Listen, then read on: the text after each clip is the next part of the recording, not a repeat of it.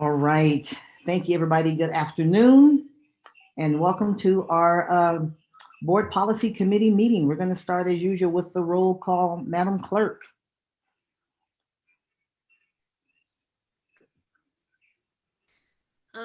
Couldn't find my unmute button. All right. President Taylor. I am here. Vice President Cottle. Here. I am here. Trustee Calvert. Here. Trustee Church.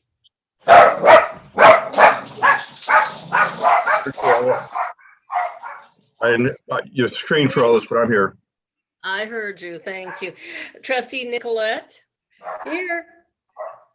Trustee Thigpen. Here. All right, we have a quorum. I will unmute myself or mute myself. All right. Thank you very much. I am just opening my agenda. So what's next for us? As I find it, help me out, Andrew, as I open this thing up. Public comment? Oh, that's what I thought. All right. Any public? Is it Jeannie? Jean, help me. Jean? Yes, Jeannie. Jeannie. Hey, Jeannie. Do we have any public comment? We don't have any public comment for the beginning of the meeting. No. Okay, but we do have some for specific. I have one so far. Yeah, for this agenda item 2.02. Okay. Okay. So she told me to just read it then. I mean. Okay. She wants to just. Okay. All right. Wants to just take care of that then. Okay. That sounds good. Thank you very much. All right. Agenda open. Yay. All right. All right. So no public comments. So then we'll move down to agenda item. Actually, we're at 2.02. Right. No, we got to adopt the agenda first. We need to looking for. Yep. I just said that. We got to adopt the agenda first. So I'm looking for a motion from one of my colleagues to adopt the agenda for the Board Policy Committee. Diane Nicolette here. I move that the Board Policy Committee approves the agenda as presented. I'll second. Thank you very much. Moved by Dr. Nicolette and seconded by Vice President Cottle for accepting the agenda. Any discussion? All right. All those in favor, please signify by saying aye. Aye. Aye. Any opposition? All right. The motion is carried. The motion is carried. Thank you very much. And now we'll get into agenda item 2.01, and we're going to really talk about Board Policy 9070 as it just relates to the creation, deletion, adoption of our policy. This is really our schedule review that we've been working on for our meeting, and this is going to be for a schedule review we've been working on for our policies to make sure that we're reviewing policies on a regular basis. And it looks like I'm turning it over to you, Chief General Counsel. One thing I will say, because this is our first really policy meeting as a new board, is typically what happens as we review policies, we'll kind of be discussing along the way and just kind of writing to see where we are. What I'd like to do is, as we review policies and people have comments, certainly make your comments and all that. We'll recognize you as we ordinarily do, but I ask that we just save any actual written changes as we draft it until we are getting to that point of a motion for a change or some consensus for a change, if that works for you, Chief General Counsel. That works great. Thank you, Okay. President Taylor. Thank you very much. We'll turn this over to you now, sir, for agenda item 2.01. Great, thank you. Thank you, President Taylor and Superintendent McNeil, trustees. Good afternoon. Today we're talking about Board Policy 9070. And then I'm going to ask you to adopt a calendar for a 2-year rolling calendar for board policy review at the end of this. So I'm going to share screen here. And let's see, hold on. So here is, all right.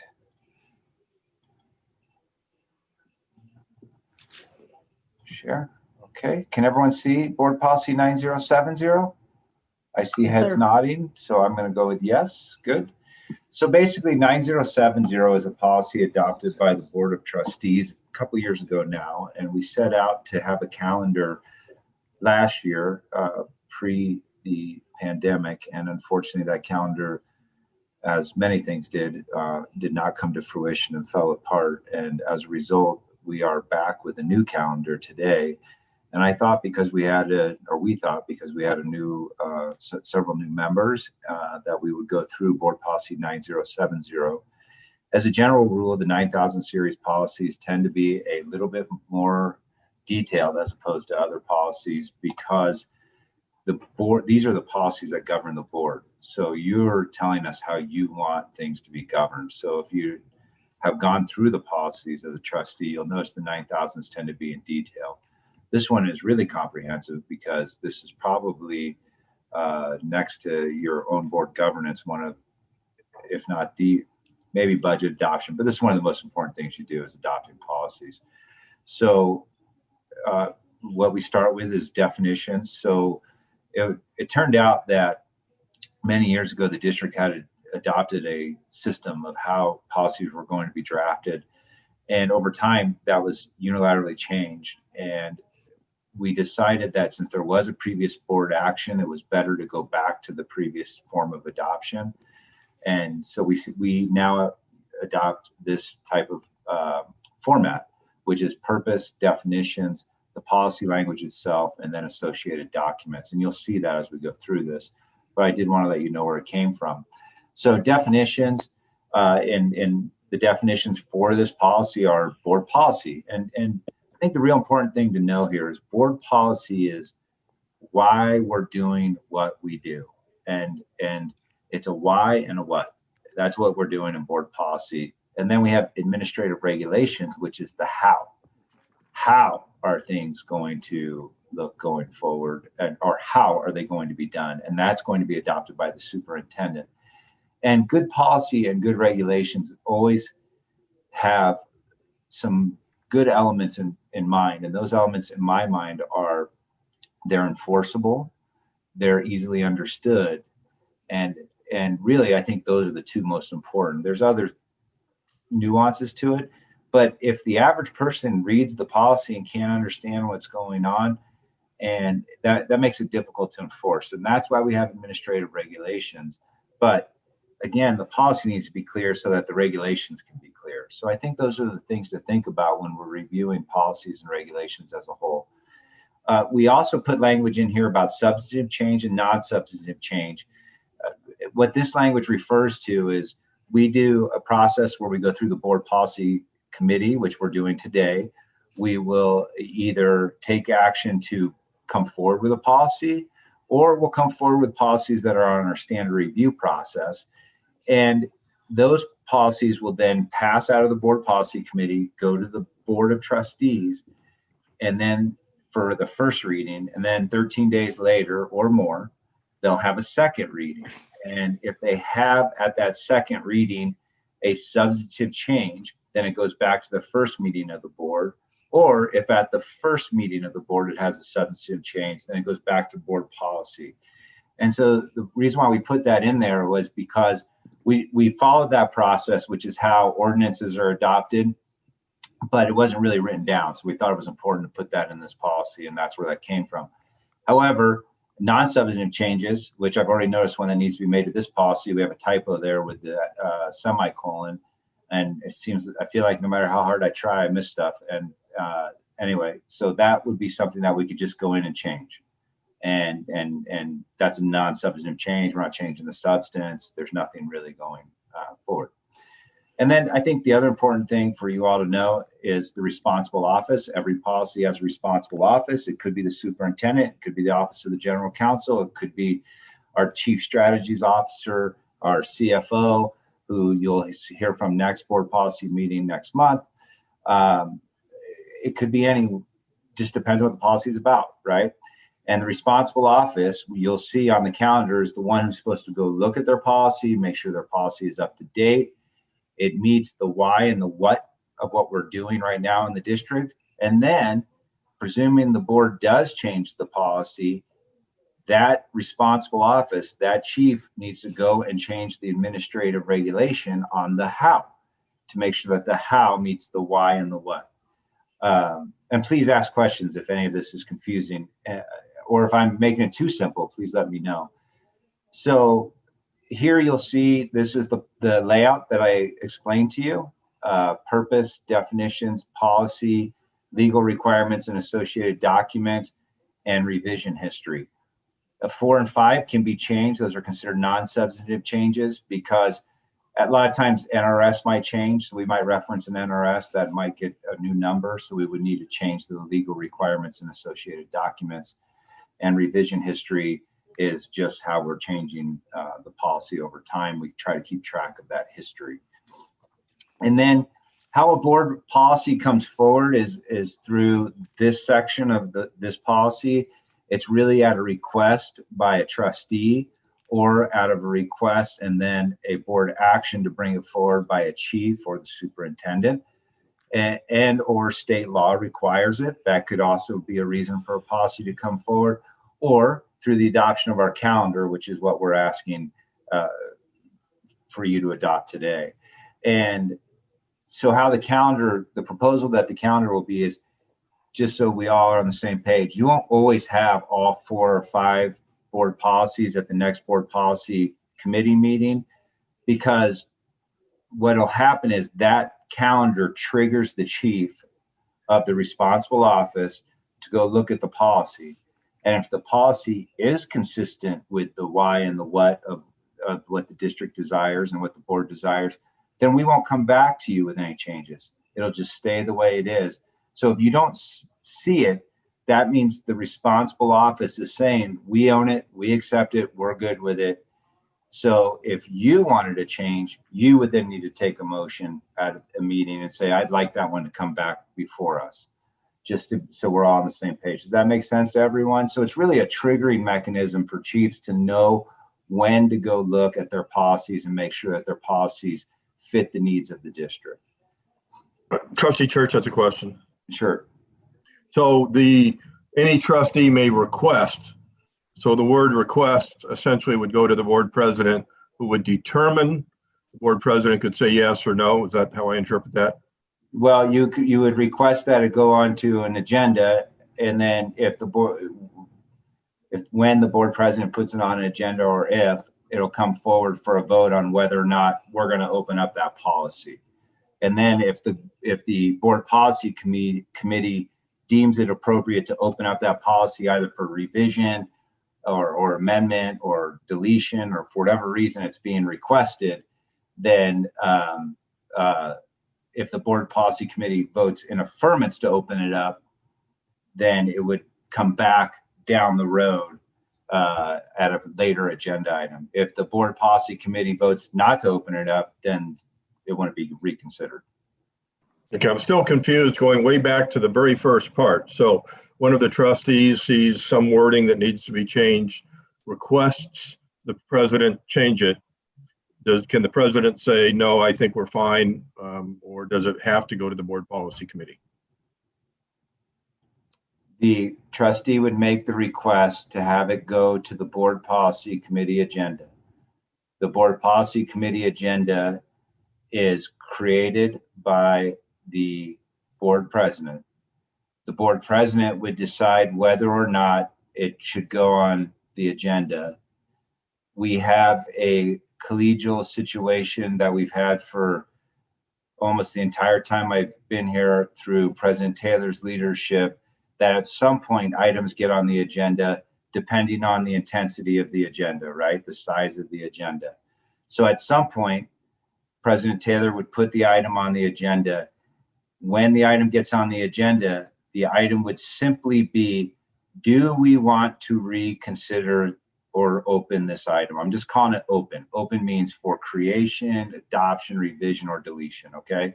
So do we want to open, since it's already created, I guess that wouldn't apply, but do we want to open up this board policy? If the board policy committee votes, yes, we want to open it up, then it gets opened. And then at the next board policy committee meeting, the trustee who asked for that can make whatever recommendations they want. And if the board agrees, then it gets voted on, and it will then move to the board of trustees for a first reading, and then to the board of trustees for a second reading. Does that make sense? Just to repeat back, and again, I don't need the whole second part. I just going way back to the beginning. So a trustee requests it. You're saying that it may not be at the next meeting, depending on the agenda, but that the board president would put it on to ask if it would be considered. But the trustee would ask, it would make it on eventually. I can't promise that. The key word there was we have a collegial relationship. The president doesn't have to put anything on the agenda. It has just been that way in practice. So the request to put it on an agenda goes to the board president. And the board president decides when it goes on an agenda, and perhaps to be more clear by our policies, if it goes on an agenda. But now we're talking about agenda creation, and this is really more about policy. So that is the request. The request goes to the board president to put it on an agenda. Understand, got it. So the board president has the authority, got it. Right. Does that work? Okay. So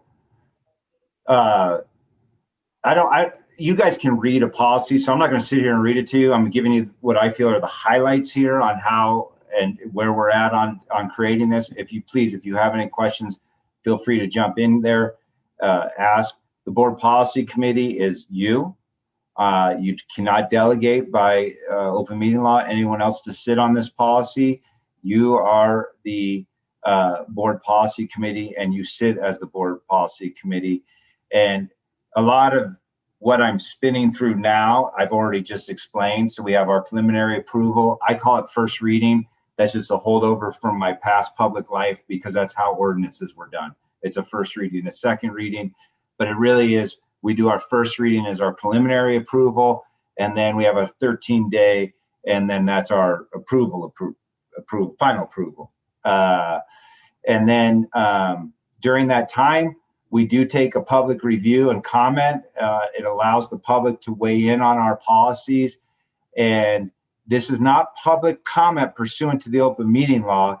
Just, you really don't need to worry about this nuance as the board, but it's not public comment pursuant to the open meeting law. That's found in NRS 241. This is found in board policy creation, which the number escapes me right now. I believe it's in 388. But it's a 13-day comment period for people to comment on our board policies. Two different things. Eventually, this one that goes to board policies will become a part of the minutes of the board meeting, but it's two different types of public comment. Again, that's a very, very nuanced thing. You should not worry about it. We'll handle that. The next part of it, of this policy, talks about administrative regulations, and that the superintendent is responsible for adopting administrative regulations. So, if you want to think about this as high as a national level, a state level, let's go with the state level, but everywhere there's regulations. And in administrative law, the regulations for the most part are actually, they're not the controlling authority. It's always the policy or the law, but the regulations give you a lot of guidance on how to manage the situation or how to act appropriately depending on the circumstance. And so here what we have is the board is saying we are giving the superintendent the authority to adopt regulations consistent with our policies.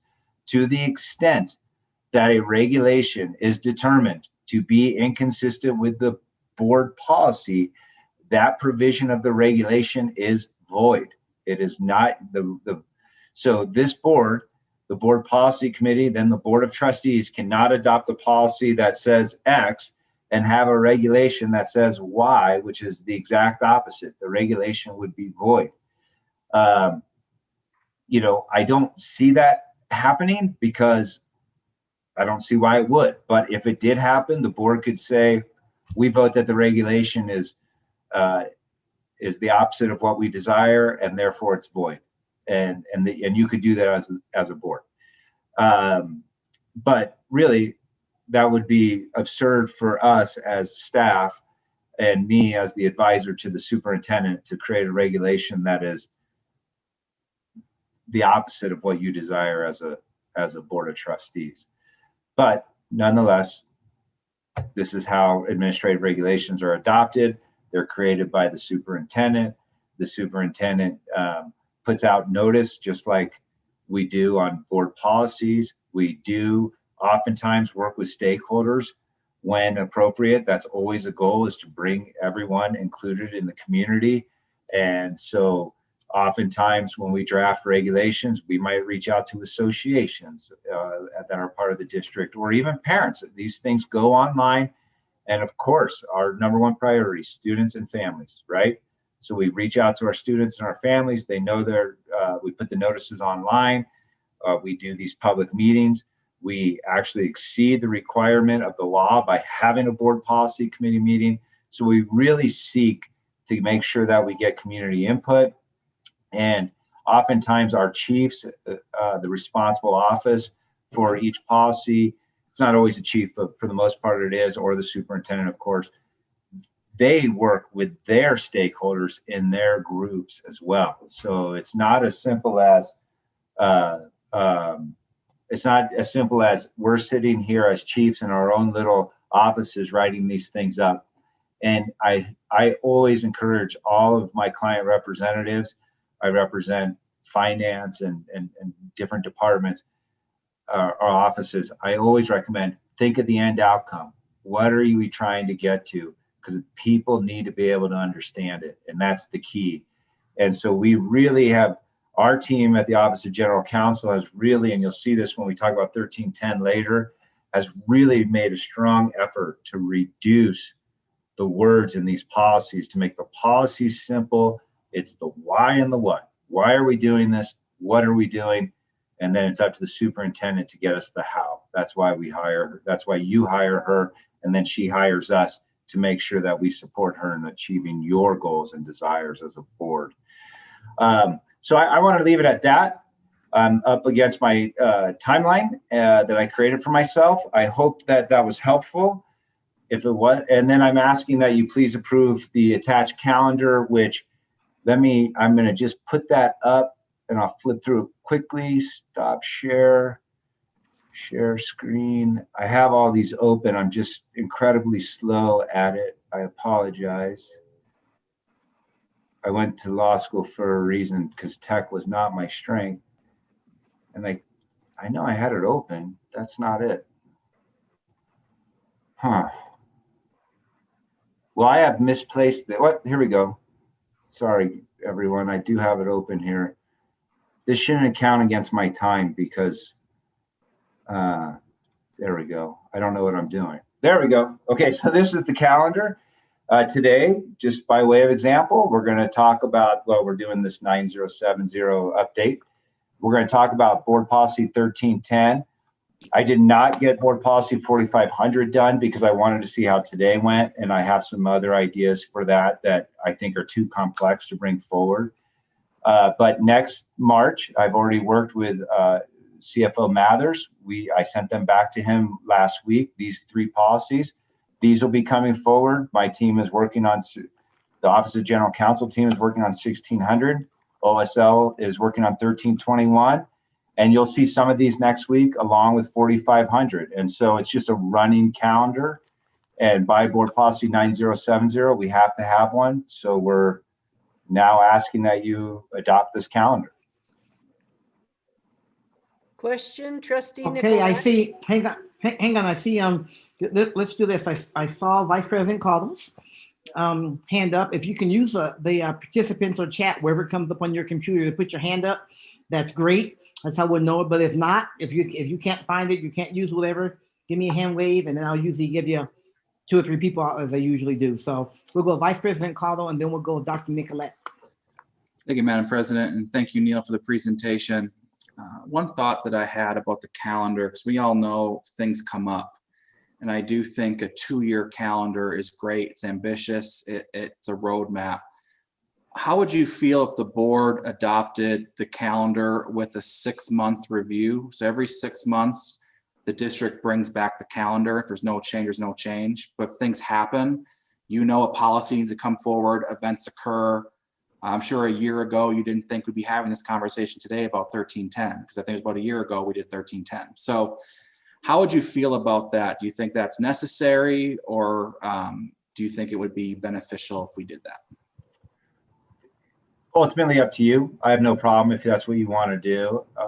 Our team is maintaining the calendar now with America and the great assistance of Superintendent McNeil's board services folks. So we have good team effort on this thing. I don't really have a problem with that. I will say this, I don't know if it's required because of one reason, which is I should point out to you, this calendar is in flux, meaning this isn't in stone. It's more, here's our roadmap. And there might be, if the legislature passes something and says you need to get an ordinance, or excuse me, not an ordinance, sorry, a board policy done, because it's, for example, the sunscreen one, right? Well, you got to get it done. So guess what? Something's going to get moved a little bit. We're going to put that in the calendar. So this is a roadmap of you telling us what you'd like to see from our chiefs, but also recognizing that there is some flexibility in here. So 6-month review might be a good idea. To me, it's fine if you want to, and if you don't, that's fine too. Okay, that's helpful. So what you're saying, it's our roadmap, but it's also implied that through the board president's authority, things can get moved around. That's kind of where that authority is housed. Yep. Yes. And the superintendent has made it clear to the chiefs, and I should mention this, that you are expected to get it done by this time. However, if your workload that's not possible, tell me. I understand. I'll work with the president. We'll figure it out. Like I did on 4500. I said, look, this is just too complex. I'm not going to get it done. I don't want to do it wrong. So give me a little extra time. And, so that's the game plan. Okay, that's helpful. I'd be curious to hear what others think, because I do think there is some value in a review, just so that the board is aware that things happen, things get moved around, and why. Because I don't want anybody thinking like, wait a minute, I'm looking at the calendar, this is supposed to be here, where is it? And like today's a good example. There's a great reason why 4500 is not here today. And so it'll come in March. And so that's great. And it might just be helpful when we get like a year from now and we're referencing this old calendar. So I'm good either way. I'm just curious what others have to say. So thank you, Madam President. Well, thank you very much, Vice President Caldwell. And Councilwoman Bartle, just a commentary on that from me is that maybe it might be, I think it might get us there if in the motion we say that that's something that's understood, so that it's there as opposed to it actually being on an agenda. So then there's something that we have to do in 6 months, even if we don't need to do, kind of a thing. I think we might be able to cover it with a motion. And then, because, for an example, if the law changes, that's going to happen. We don't need a motion, it's going to show up. Right. Something comes up like the separation of 1310 and 4500. We didn't think we'd be looking at 4500 right now, but after they dived into it and we all had our groups around that, and someone's like, hey, you know what, that makes sense. So it goes on. So I think we might be able to cover that in the motion, making it clear that it's open to that, whether it's legal or whether it's because there's something that's timely or something the superintendent needs that we never expected that she might need, right? I mean, who knows? That can always happen if necessary. I think that might be better than saying we're going to do it every 6 months no matter what, because that's something that we may not need to do. So that's my 2 cents. But as we go around, certainly looking to hear from others. We'll go to Dr. Nicolette. I know your hand was up before, and then we'll go to Trustee Thigpen. I would have to agree with Trustee Taylor and Caudle that there needs to be a mechanism in the motion that keeps it flexible, whatever that means. And that brings me to my big point on attachment B, 22 pages. I'm curious as to month by month how these particular policies were chosen. Were they chosen by the chiefs or a review committee? And it doesn't matter to me. I'm just wondering about the process. How did this happen? And is this in administrative regs or procedures? Thank you. How the calendar is adopted is not in reg or procedure. It was the board services team with the superintendent and the Office of General Counsel team sitting down and going through it. And what we realized is we have many policies and regs, and these things just happen. I'm not here it is what it is. We have many of them that are old, and we knew we needed a top-down approach. Chief Mathers came to us and said, I'm ready. can I go first? And so we actually started at 1 and went that way, knowing that that's what we needed to do. And then Mark, to his credit, came forward and said, I'm ready. So we moved him up, figured if he's ready, let's get him going. He actually had sent those to us right before the pandemic. And unfortunately, they got lost in the, I don't want to say they got lost. They didn't literally get lost, but we just had slowed down doing board policy committee stuff. So we just held off on them. He's ready to go. They're great. I worked on them with him like I said, last week. So it was more of the superintendent recognized we needed a top-down approach and a line had to be drawn somewhere. So what we did is we just said, how many meetings are we going to have and how many do we need to handle to touch every one of them? And it turned out we needed about 4 or 5. And we just started drawing lines on paper, and it was luck of the draw. The reason why I'd like to compliment America Gillespie in our office with the assistance of Angie. The reason why the document is, Angie Russell, the reason why the document is so big is it really helps chiefs. It's not, 20, it's a 2-year calendar, but it's 21 pages because what it does is it lists, these are all the documents that have been associated with your policy. And we are finding stuff literally from the 80s that's up online. We have to wonder, do you really want this up there?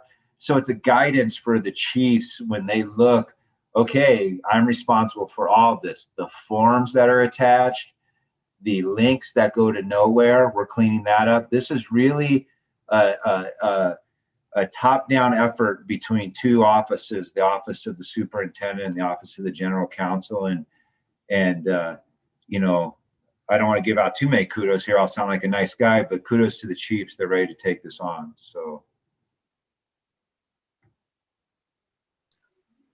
Thank you, Council. And thank you, Dr. Nicolette. Trustee Thigpen, and then Trustee Manetto, and then back to the Vice President. Thank you, Madam President. I think this policy is pretty straightforward. My question is first around, obviously, 4,500. Neil, how confident is your team on the March timeline to be able to present that to the board? Well, presuming we don't have presuming there's not another pandemic, I feel good about it. So who knows? It's always difficult, but I have some ideas. They're not on paper yet. I want to see where I feel like tonight's conversation is going to lead us, as I've shared with trustees individually or in small groups. And so I'm waiting, but I have a lot of concepts and ideas. And when I say I really should give the credit to my team. They're amazing folks. And we are ready. We're ready. We feel good about that. We can get a good jump this week on it. I won't sign it in blood, but I'd sign it in blue ink. How about that? Is that fair? Yeah. And I would also endorse Trustee Cottle's 6-month review. I think that's a great thing. It keeps it top of mind for us, and will also help us in communication with our constituents of like, hey, this is why this was moved. Here's what's coming down the pipeline, and all of that. So I think that's a great direction for us to go down. And if we, here's another thought on that. This kind of just came to mind, and just throwing this out there for the board. If you want, I can start, because these meetings are going to be mostly our office. We could start with, here are the 4 on the calendar. We received these 2 back from the chiefs. The other 2 are fine. Plus we have this additional one because of the legislature, or this additional one because of your vote. We could do something like that, really. I mean, it's only a 3-minute, that shouldn't take more than 3 minutes, just kind of updating you each time. If that's another option, whatever the board decides, we can make it work. Thank you, Council and Trustee Thigpen. Clerk Manetto? Thank you, Neil. The calendar makes sense to me. And making it flexible makes sense also, because you don't know what's going to happen. Goodness knows. Yeah, so I think it sounds good. Thank you, Clerk Manetto. Vice President Cottle? Thank you, Madam President. And also, to circle back, I do want to compliment Neil and his team. I know last year when I made the recommendation the board accepted for the 9,000 series, all the things that were discovered and really a cleanup that has to be done. And I feel good that this process is also part of that. As we go through it, an overall cleanup from board policies to administrative regulations is going to be done. I think it's just good. It's good to have that cleanup done once in a while. And I think it sounds like it hasn't been done in quite some time. So I think that's going to be good. And Neil, I appreciate your comments on the 6 months. One thing that might be maybe easier is that for board policy committee meetings, that a part of our documentation for the meeting is the calendar, and maybe you highlight in a different color a change that was made, and then we, in our motion today, we essentially adopt flexibility, and so that we're constantly seeing it once a month. It doesn't have to be in the board policy committee meeting. It could be in a different way, but it just might be easier for your office. And then therefore we don't have to remember are we at our 6 months yet for the actual action? We take the action today. We get the calendar every month, maybe never changes, but if it does, it's highlighted a different color. So you don't got to point it out to us. We read the materials and then we're good. I mean, does that sound like a good way to go with this? That sounds great to me too. Or we could even do on that note, if obviously the superintendent's okay with it, the superintendent highlights, here's the policies that were expected. Here's the ones that we're getting. This one's not coming forward because no change. This one's not coming forward, not ready. We're going to move that to May or whatever, just by way of example. We could, if that works, I don't know, whatever you all want, we'll make it happen. And that's a great point, because just because on the calendar doesn't mean we get it. If there's no change, that's why it didn't come. And so right. I think having those open lines of communication with it, I think is really good, without necessarily adding agenda items to approve something we've already approved, because we made the motion today so structured and strict without any flexibility. Right. I like the flexibility. Well, what I was going to say, and I appreciate both of those comments, but I was going to say when Vice President Cottle mentioned attaching a calendar to our policy committee packets, I was going to say the same thing about SOUP highlights. And you know how we take a forward look to the board agendas, right? We kind of put some bullet points in there. We could do it very similarly. Instead of upcoming board agenda items, there's going to be upcoming policy committee meeting. It can be right there. And I love the demarcation that you suggested, Council, in that, these two are scheduled to come up in April. These four are scheduled to come up in April. No change on these two, or whatever. Just a little comment, just a little something, and that gives us as trustees an opportunity to look ahead. Oh, but I wanted to jump in. Let me look and see what that is. Oh, I might want to ask a question about that, so might want to take a look. And that also gives us an opportunity. In reference to something Trustee Church said earlier, is if an agenda item is coming forward and someone has something, you don't have to make a special request. It's coming, and it's right there. It's supposed to come up, and you can say, "Hey, I still, hey, I have a little question or something. It's scheduled. Is going to come, and so therefore it's gonna come. Here's a question," and then that's okay, and we can kind of look at it that way. Then it's on our radar. We see it on a weekly basis. It probably won't change weekly because it's going to be pretty much set for each month. But which is good for staff. They don't have to update it every single week. But then we can stay on top of it with flexibility built in. We add something to the agenda if we need to. If it's like when the session is over, there may be 3 or 4 things that need to happen. Well, that's going to come up maybe at our meeting in August or September. Right. Once it's all done, they would show up on that list as well. So that might get us there if we kind of put all these little comments together. President Taylor, I can Vice make President Cottle? Yeah, I can make a motion if we're ready for that. I don't see any other comments, so I think we're ready. Thank you, Vice President Cottle. Before we do, I just have a procedural question for our Chief General Counsel. Does this agenda item fall under the review process, or once it passes today, it's in? We don't have to vote on it 2 more times? No, this isn't this. That's only for policy adoption. That's a good question. No, this is just what I figured. Why do 2 items? Let me brief you on 9070. This relates to 9070. 9070 requires you adopt a calendar. So it's a briefing on it and adoption of the calendar, which is a one-time.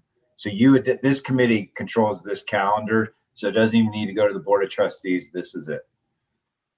Perfect. So I'll go ahead and take a stab at this motion. Thank you, sir.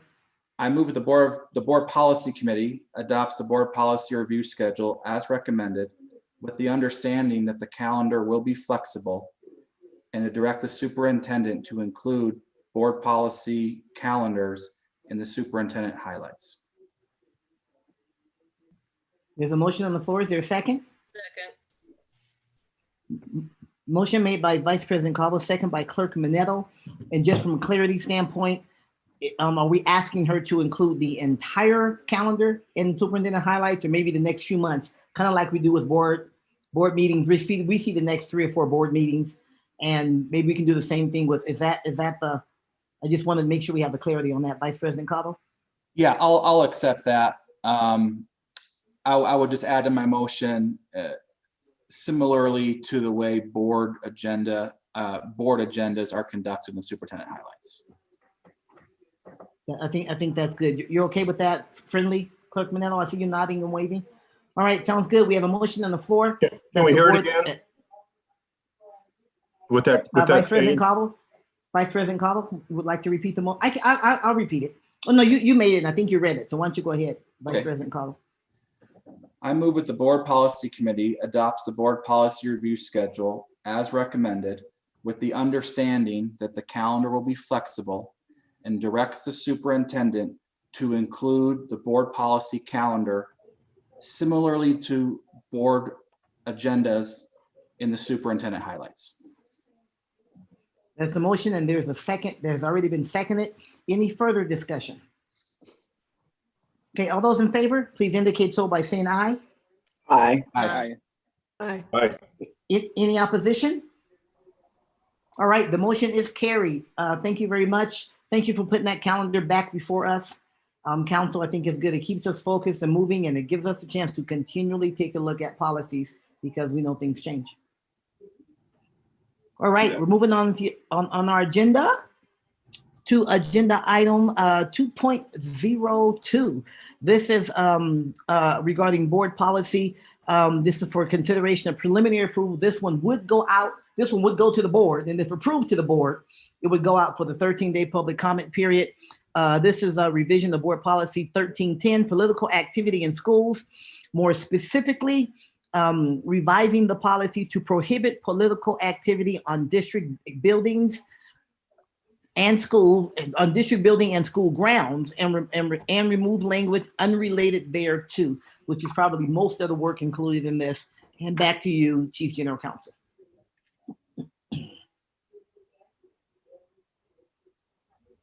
That's the worst when you're talking and it's on mute. Oh, I couldn't see you because all this, I don't have all the squares now, and I was like, Thank you, President Taylor and Superintendent McNeil, trustees. So this is Board Policy 1310. As you may recall, we were asked to, several months ago now, asked to look at Board Policy 1310 by the board, and we were given 4 specific directions. One was to clear up some definitions and provide some clearer definitions since there were none. Also, yes. There was public comment on this one. I just needed to read the name.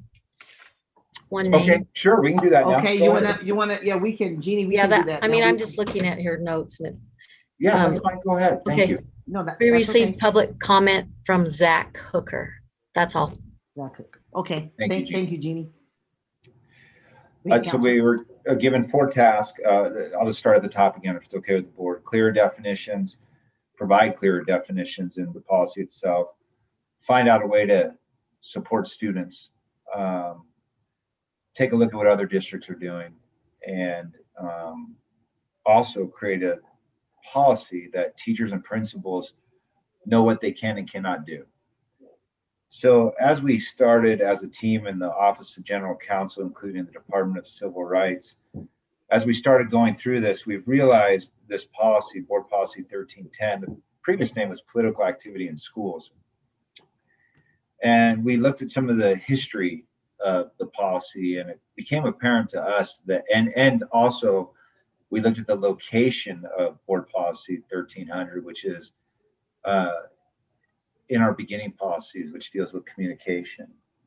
And whereas our human resources policies deal with 4,500. And it became apparent to us that board policy 1310 expanded beyond the scope of its intended purpose when it started addressing the speech of employees and the political activity of employees. We as a team and working with the superintendent, who agreed that this was what I'm about to present to you today is more consistent with how this was originally drafted, realized that what we're trying to prevent is political activity on our school campuses, at our school buildings. These are public parking lots, but they're not a place for a candidate to put his sign or park his car with elect me or her car. And so or put them up on the Worcester High fence right next to Costco, right? What a great location to have a political sign. Well, that's what we want to prevent, our property. And plus, it also gives the impression that our district is supporting this candidate, which is also a big issue that we want to prevent. So our team looked at this and realized that really 1310, and to Trustee Thigpen's question related to Board Policy 4500, Board Policy 4500 is where we need to talk about political activity of our staff. And somehow it morphed into 1310. We have pulled it out, and we are literally, this is how we're going to manage. So here's how we look at it here, and we think about it. This is the management of our property, 1310. 4500 is the management of staff. How do we manage our staff? And so that's where we're at. We are pleased with the changes that we've made here. We, I think, have at least provided clearer definitions as I entered with, so that's number one, and we'll go through those in a second. With regard to support for students, our team talked to you about that at our last board meeting with Brave Space, which we do feel like provides good support to our students, as we expressed at the last meeting. We did look at what other districts are doing as it relates to the issues that arose under 1310 in the past, political activities, specifically BLM, and we will address those in 4500 at hopefully the next board meeting. Again, it's only in blue ink. And finally, we believe that this 1310 is easily enforceable by teachers and principals, along with regulations, which are necessary. And so let's now work our way through this. So what we first did is we immediately realized that the purpose statement, we believe that purpose statements should be short and direct. One of the best examples of a very well-written purpose statement is for the open meeting law, which is as simple as we believe the people's business should be in public and all public bodies should meet in open and action should be taken in open. That's it. That's the whole purpose statement for all of NRS 241. And I would say that I probably almost got it word for word. That's how simple it is and straightforward. And we think that that's what we feel in the legal department, that for the most part, that's what purpose statements should be. So we reduced this down to political activity is hereby prohibited on Washoe County School District property and campuses during operation or school hours and during school activities or district activities. And then we'll go through some exceptions to that, obviously. And then the regulations that the superintendent will adopt that will allow people to enforce this. So that's the why, if you will. The regulations will put in the how we're going to enforce it. So keep that in mind. This is the why we're doing what we're doing, and then this is what we're doing. So the board asked for definitions. We define political activity means any activity directed toward the success or failure of a political party, candidate, political group, organization, issue, ballot initiative. This is a lot of language that was taken from the old policy and just moved. It was kind of a definition that was buried in some language in the old one that you'll see down below. And our team decided to move it. I'm going to move you on my screen so that I can see my notes over here. I left my notes. I don't have a problem with anybody seeing these. These are my communications to you as the board. So for example, that green paragraph that I cut off top, and if you look where my mouse is moving, I don't think that was necessary. It's in NRS 281A 520, which is our ethics laws anyway, which govern us. So it wasn't needed to keep that in. Political activity, this language I took for the most part from the Hatch Act. We did expand it. But again, this goes to how we're managing our property. This doesn't need to be the case on how staff has to act. But we don't want people coming on our property, leafletting. You know, think about it. If you have a high school and you know you have a senior class of a few hundred students, that's a good place to meet a lot of voters, right? In a real short amount of time. That's not what we exist for. We exist to educate kids and to help families, and that's what we do. And so we don't, again, our position in the Office of General Counsel, we believe the intent of the past board was to prevent political activity on school grounds. The team looked at this and we then decided to add a definition in for political group. And if you want me to read this to you, I can. I don't think it's necessary, so I'm just going to kind of keep moving, and then please feel free to ask. We define political issue. You can see that the different colors that's our team working on it together, putting in the different ideas here, political organization. And then here's where we get to the kind of the heart of the policy, the prohibition. Political activities prohibited on district property and school campuses during operation or school hours or during district or school activities. So we thought it needed to be clear that this isn't just on our campuses. We don't want people coming to the greenhouse or over to our Riggins Court offices. It is not our place to give the impression that we support a political activity. And so it needs to apply to our office buildings as well as our campuses. And that's why we drafted it that way. Operation hours, school hours. Operation hours oftentimes are 8 to 5. Let's say school hours might be, I know some schools begin incredibly early, 7:30 to 2 or whatever the case may be, or what I feel is early. It didn't feel early when I was a kid, though. I know that. The distribution of so here's some other things that are prohibited. The distribution of pamphlets or leaflets that amount to political activity. We want to be able to say to folks who want to come on our campuses and put pamphlets or leaflets in the car windshield wipers. No, we don't do that here. This isn't the place to come and do that type of thing. And if you continue it up, you're in violation of our policy. If you continue doing it, you're in violation of our policies, and we'll have no choice but to trespass you.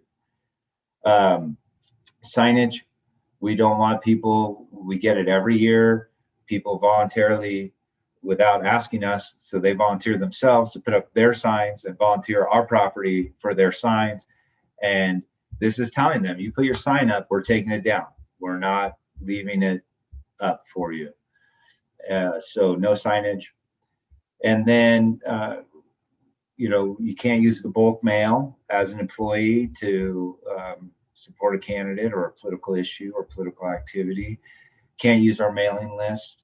Now, outside entities, our mailing list, our email list is public record. So if outside entities get it and they email us, there's not a lot we can do about that. It's difficult because we are a public entity, but we're against it. We don't want the impression, and we definitely are against our own staff or anybody else using our emails to make it look like we're representing someone. So that's really the issue there, or advocating for someone. District provided office supplies. You can't use your office supplies. This all comes out of NRS 281A, but we thought it was necessary to keep in 281A is the ethics law. And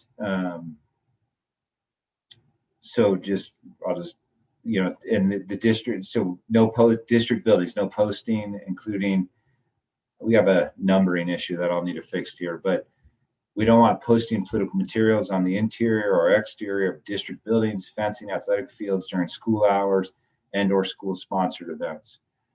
And then down below, you'll see we took out this language. I think I should point this out because this was the part that created some of the controversy surrounding Board Policy 1310, is staff guideline for political activities. And you'll see a lot of this in 4500. I'm not sure it'll look this exact way, but you can see now that you've gotten the feel for what 1310 really is, this didn't really fit, right? so that's what our take was as a team here. And I know the superintendent agreed, and you'll see this in 4500. Again, maybe not this exact language, but something along those lines. And so here are some permissible activities that would amount to political activity, but they are permissible. So the board has a government affairs official or person who comes and talks to the board, and the board does take positions and does have a BDR. And so we created an exception, and that's A for the board and our government affairs and superintendent, because they come and report out. And what I didn't want is someone to say, well, you violated your own policy because you're talking about political activity. So political activity as it relates to district issues for the board and the superintendent and superintendent's designee are all okay. Then by law, collective bargaining agents and their membership may utilize district mail services. So they're exception to that, and bulletin boards for organizational material. And I should say some of that's by law and some of that's also by contract. So that's arguably political activity. So we wanted to create that exception. And then we want to make it clear that students may engage in campaign activities, because we actually borrowed that from when we did our research in other districts. We didn't even think about that. And I saw it in Buffalo, and Buffalo had that language, and we thought, oh, that's pretty good. And then Gina Session, our civil rights compliance director, remembered to put it in there because we had actually forgotten. And then she said, oh, we need to put that in. So we got that in at the last second. And then we are allowed to do certain nonpartisan political activities. This would be basically somebody who's running for office coming and giving a presentation to a class. And so that's in here as well. That's just one example. That's not all it says, but that's holdover language. As you can see, it hasn't changed. And then finally, we do allow political activity when somebody does a proper facility use form, fills it out, and is not doing it during school hours or operation hours. When I say it, the political activity. So campaigns do rent out our facilities, and we do permit that. And during that time, political activity would be okay. Obviously, they're going to hand out buttons or whatever they do at those events. And as long as they have met the requirements of facility use form, we do permit that. And finally, we also believe it's important to still, as part of a citizenry education and civic education, allow political parties or groups to have clubs on campuses, as long as they follow the club rules. And that includes a teacher who, oftentimes a teacher, but it includes an adult who works for the district and has access to the facilities and can provide a time for them to meet. And they are not to advocate or commit is probably not the best word, but conduct political activity outside of the club. But they can meet to discuss their Greenpeace points of view, or their Republican points of view, or their Democrat points of view, or whatever the case may be. And the membership must be open to everyone, which is our standard in clubs, as opposed to varsity sports, for example. Legal requirements, we updated it, just put in some language. And you can see we've updated board policy 4500. I expect to change the name to staff speech and expression. I don't think the term freedom is needed in that, because and actually now I see student freedom of speech, freedom of expression, right to assemble. That probably needs to be reworked a little too. Keep in mind, anytime these sections that I'm circling with my mouse, I hope you all can see that, the legal requirements and associated documents, changes to those are non-substantial and can be done consistent with changes in other policies. So we're going to always try to cross-reference to the best of our ability, and that's also part of our calendar that you just adopted. So with that being said, I look forward to hearing what the trustees have. We do have an associated administrative regulation to this as of right now that will be updated once we know where we're at on this. And that regulation is, I'm going to stop sharing quickly, and I'm going to share that. Hold on a second here. Let me just show you the reg in case you want to pull it up on your computer, because I know that it will answer.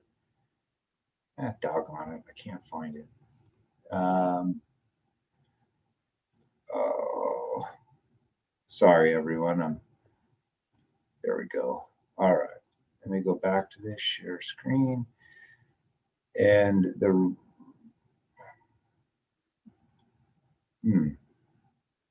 okay, I don't know why it's not. Oh, here we go. All right.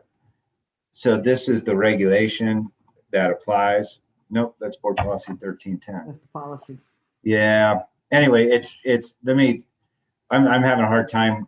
Technical issues for me. I apologize, but it's administrative regulation 1340, I believe, is the associated regulation. I thought I had it up here, and obviously I have made a mistake. So let me put back up the red line on, and we can start working through this. But we look forward to moving this forward based on your recommendations. And we're asking for board approval of 1310 today, so we can get it moving. Thank you, Council. We appreciate the work of your team to dig into this really complex issue and really help us as we try to clarify some things. Again, we'll go to some questions, and as I do again, remember, as there are changes that people would like to make, and there certainly may be some. It's an important policy. I want to make sure, because it's such an important policy, that we make sure that if we need a motion for change, or that we have some kind of consensus before we kind of draft. Usually we draft along the way, but that we do that a little bit differently this time, just because of the nature of the policy as we go forward. Okay, I see a lot of hands. I want to say them in order: Vice President Caudill, and then Trustee Thigpen. Clerk Manetto, you're next, and then Dr. Nicolette. Thank you, Madam President, and thank you, the Chief General Counsel and his team, for the work on this. I know it's been a lot to put into this. I do have one suggested addition. I'm curious on thoughts on this, essentially around elected officials, and that there are some privileges given to elected officials. However, there's still a line that can't be crossed while performing the duties of said elected official. And it can be us, it can be city council, it can be a governor, it can be whoever. And so I have I drafted some suggested language, but I would defer to Madam President. How would you like me to go about this?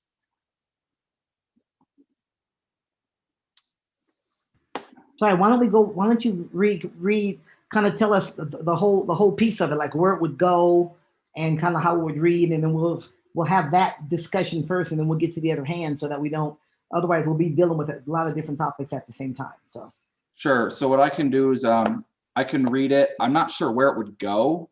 It's an addition. It's not here. I know there was a piece under what used to be old 4, old A. There was something about candidates that was taken out. I'm specifically going to address elected officials, so I'm not sure where it would go, but I can just go ahead and read the language so everyone gets an idea of what I'm referring to. It would say, okay. Elected officials are prohibited from political activity on district property during school hours and or during school-sponsored events while performing the duties of their respective offices. Can you read that one more time, sir? Yeah. Elected officials are prohibited from political activity on district property during school hours and or during school-sponsored events while performing the duties of their respective offices. Okay, so break that down in terms of what that means. So it means that, let's say a county commissioner is given certain access because they're a county commissioner, and then they take that opportunity as a way to conduct political activity. Could be a trustee visiting a school. We're doing that as a trustee, but we're essentially campaigning. You can't be campaigning while you're out there. And so it specifically targets elected officials. So there's no, well, it doesn't really say I can't do that. It says specifically which you can't do. So I'll go ahead and leave it at that. That would be my a recommendation I would have to add that language. So what it doesn't say elected official, city council, governor, whomever, right? It doesn't mean they can't come and be involved in what they may do as the governor, the city council, county commissioner, whomever, right? A voter registrar, they're doing a voter registration campaign or whatever, but they can't have on their vote for me sticker and be passing out their stuff and whatnot while they're doing the, hey, we want to make sure we get more voters or whatever, or they're at the school opening or graduation. We have a lot of public officials that come to graduation, back in the day when we had traditional graduations, right? That's not the time for them to be lobbying and campaigning.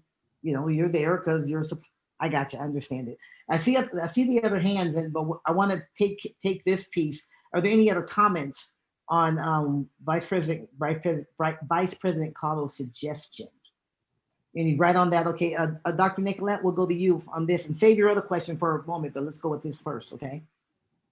I appreciate the intent, and sometimes more clarity is very helpful. In this case, since we are trying to, I believe, consolidate some of these things, I think what you're mentioning, Trustee Caudle, is already in here under first in the definition political activity. I think it's a rather thorough definition of political activity. And then in the policy itself, number 1, it says political activity is prohibited. And unless we want to continue to, get deep dive into explaining things, I personally think that it's there, but that's just my interpretation.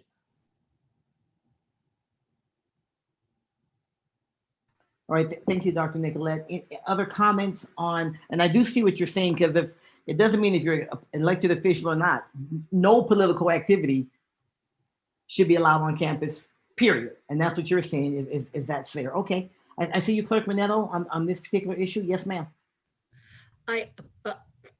Maybe we could add something as simple as including elected officials within that sentence.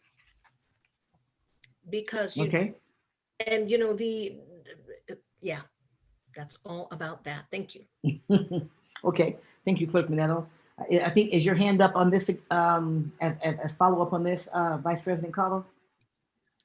Yeah, those are good points. I think the intent I'm making is that sometimes an elected official being present, the governor at our school board meeting, the fact that he is present is not political activity. There's some privilege given to elected officials. However, the policy still applies to them.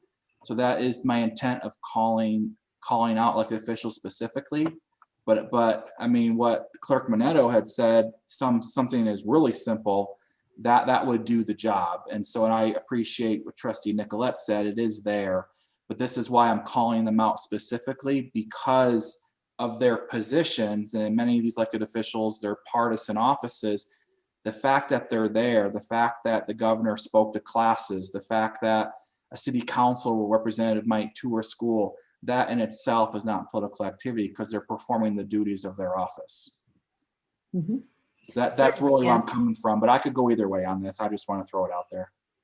Yeah, I mean, I hear what you're saying. It's the same prohibition. Bottom line, we don't want political activity occurring on our campuses anyway. And that's the overall, and I believe that's the direction that council was advising, is that this really is about, we do not want political activity in our school buildings. That's what this is about. And what you're talking about, Vice President Caudle, is really any political activity, elected official or a candidate or whatever the case may be. Other comments? Go ahead. Follow up? Maybe this is better in regulations. I mean, Chief General Counsel, would this be something more detail in the admin reg?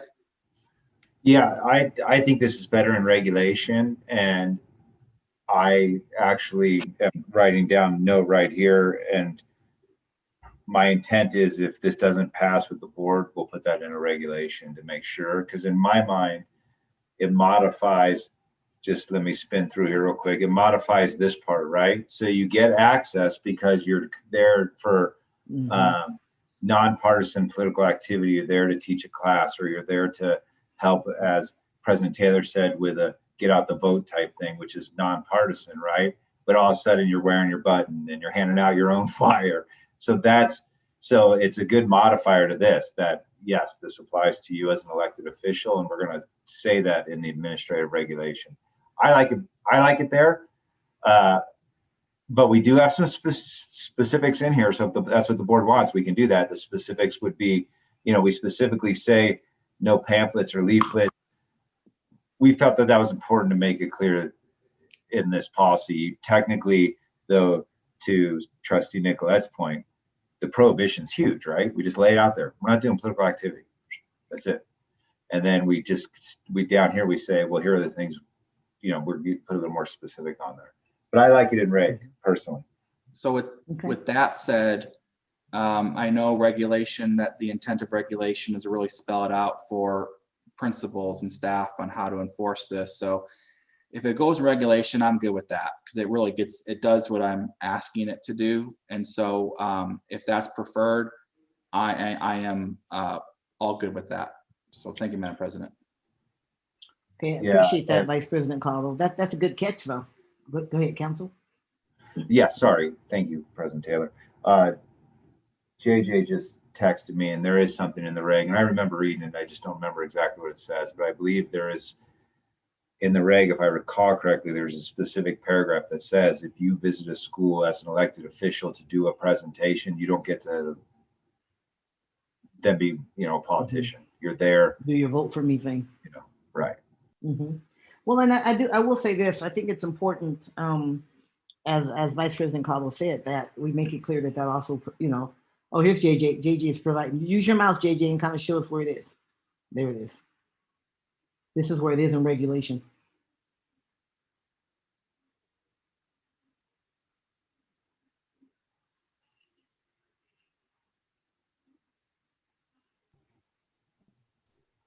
Can you make it bigger, Okay. JJ?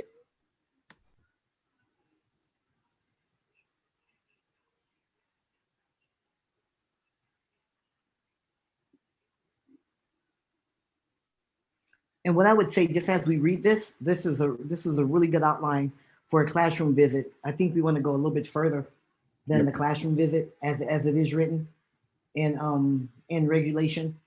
Since Vice President Caldwell is comfortable with it being there, and certainly I don't see anybody opposed to it. We want to go beyond that, because I might be at an event, a game, or a God Bless America rally, so candidates are coming or whatever. I don't want to. I can't be out there passing out my stuff. I mean, I just think it's really important that we make sure it's clear. That I think it makes sure clear it isn't just the classroom. And back to what I was going to say earlier, Vice President Caldwell, I think it's important, as he mentioned this. Do we need to specifically, maybe in the reg, say that, including us as trustees? I mean, we're elected officials, but we aren't different. I can go to the game, but I can't. Matter of fact, I shouldn't even wear my vote for Angie's shirt if I'm at the game, because I'm campaigning. It's a game, and I'm a trustee, and they're probably going to say, hey, we got a trustee here. Okay, great, or whatever, right? I shouldn't even be wearing that. So maybe in the reg we can pull that out as well. I wrote it down. Everybody good on that one? Okay, good on that. You good, Vice President Caldwell? All right, I think Trustee Thigpen, I believe you were up next. Thank you, Madam President. Neil, if you could scroll to, you're just right there, that number 2 up there about political groups. Mm-hmm. So I drafted something, and Neil, you can let me know if this is something that should be handled in 4500 when it comes up, but I just want it out there, or I won't sleep at night. When we talk about political groups, hearing from many constituents who are LGBT or people of color, they feel that they have been somehow classified as a political group based on their identity. So something I'm considering, and I wonder if it goes here or somewhere else, Neil, under the political group paragraph, is something that says any expressive symbols that represent or support a group of people that is inherently identity-based or culturally based in nature will not be deemed as political or as relating to a political group or ideology, and as such, those representations will not be prohibited under this policy. So that's kind of my thoughts, and I welcome the thoughts of my colleagues on this. My hope is that, you know, this will be in line with what we've done under the anti-racism policy and other policies as an inclusion measure. Would you mind reading that one more time, Trustee Thigpen, please? Yes. Thank you. So my addition would read something as any expressive symbols that represent or support a group of people that is inherently identity-based or culturally based in nature will not be deemed as political or as relating to a political group or ideology, and as such, those representations will not be prohibited under this policy. Okay. So meaning, I'll give you an example. October is LGBT History Month. If a school wants to have a pride flag in front of the school in celebration of LGBT History Month, that wouldn't be deemed as political. Same with Black History Month, other things like that. When we're talking about people's inherent identities, you know, we are being expressive and inclusive in those measures. It's not their identity is not political, or an expression of their identity is not deemed political, if that makes sense. Okay, I hear you. All right. Thank you, Trustee Thigpen. Comments on, I know we have a couple other trustees hanging. Let's hang for a minute and go through this one just like we did with Vice President Cottle. Comments related to Trustee Thigpen's recommendation? Is that where your hand, I was going to say, that's where I saw your hand pop up. Trustee Church? Thank you. Yeah, I got to think that through, because are we talking the rainbow flag, but not the Confederate flag? What if the Latino group wanted to put the Mexican flag, which is just one country within the Latino group? So I'm reaching out, I think, to Mr. Lombardo, so we don't go down a slippery slope and run into problems or marginalize other members of the community. So this is new. I'm asking. And that's why I left it broad, Trustee Church, because I didn't want it to be excluding certain people or things like that. And I welcome council's opinion on that. Well, I'm under the belief, and unless the board decides otherwise in some other policy or regulation, that the Confederate flag is not part of your inherent upbringing. And I've held consistent to our policies, and we would take a big policy shift that the Confederate flag is hate speech, and so it's its own thing. It has nothing to do, it's not inherent, to Trustee Thigpen's point. Now, interesting point though, let's say about the Mexican flag. You know, I guess, is that inherent? Are you inherently? That's an interesting question, man. I would say you're inherently Mexican if you're of Mexican descent or born in Mexico. I think those things are, I would agree, should be included in this. Well, I guess my thought would be is, are you inherently Mexican, or are you inherently from a Hispanic culture or Latinx culture? You know what I mean? Like, that's interesting. Anyway, so the Confederate flag, that's easy. That one I feel very comfortable on. I think the courts support that for the most part. Again, what about the Alabama flag, or the former Alabama flag that had the Confederate in the corner, or Mississippi or whatever? I'm not an expert on state flags. Well, they don't. I'm just worried about the slippery slope. Well, no, I think it's a good question to ask, Trustee Church. Go ahead, counsel. Yeah, I do appreciate that. And I think the way we've written this, if we were to add what Trustee Thigpen is suggesting, I don't see an issue with former flags and the Confederate flag. I just don't see it. I don't care if it's part of a state or not. If the board doesn't want it, the board gets to have its own speech. I guess my concern would be is that I think we need to make it clear that the superintendent can draft regulations, because I don't think I would be troubled if we could if I would be troubled, well, I guess it's not for me to decide as the legal representative. So never mind. I guess I'm fine. I'm fine with it. I can defend it legally. I do think there needs to be regulations in place to make it enforceable, because I do think it could get out of hand, and I don't think that's fair to the superintendent. And I would worry about undue influence from the perspective of, I guess it wouldn't be undue influence. That's not the right term. That's a tough one. That's a tough one. It's a good suggestion. I haven't thought of that. I don't really, I'll just say that I think regulations are necessary. Then can I leave it at that? Is that fair? I think that's fair. Go ahead. I see you, Dr. Nicolette. Agreed. This is a tough one. And for me, it's tough just because inclusivity is so important. Having said that, I go back to what this is: political activity on district property. If in fact the expressive symbols, I mean, for example, a person can wear an expressive symbol that's a cross, okay?